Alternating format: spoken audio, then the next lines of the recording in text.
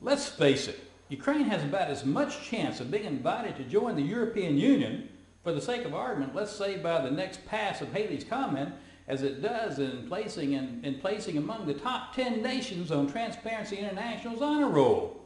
Haley, the comment, will next make a near-Earth visit in July 2061, about a half century from now. I probably won't be around for that day. And we all know that for many years, Ukraine has been near dead last on Transparency International's goody-baddy nation list.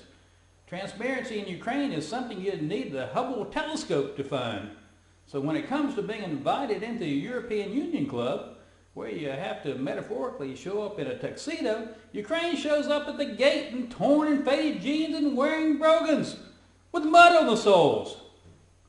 With rampant corruption, a wacky judicial system, and political leadership that acts like it should be at the top of a fight card, Ukraine has been informed by EU bigwigs that its membership hopes are damn slim.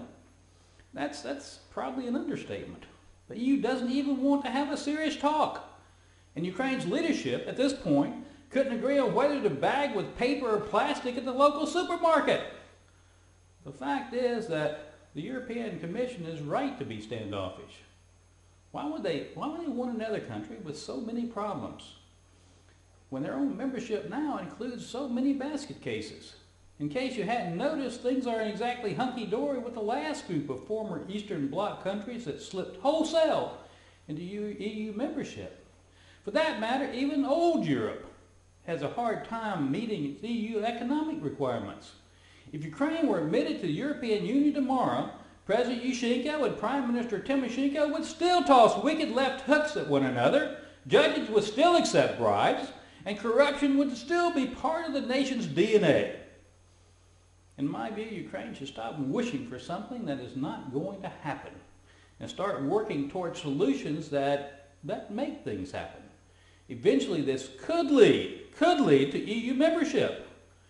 Ukraine should remember the Orange Revolution, not as a big, colorful balloon from which the air slowly leaked, but as a harbinger of two great advances, a fairly free press and the foundation for democratic elections. Not a bad result, particularly when you consider that it happened without a drop of blood being shed. Does Ukraine need another so-called color revolution?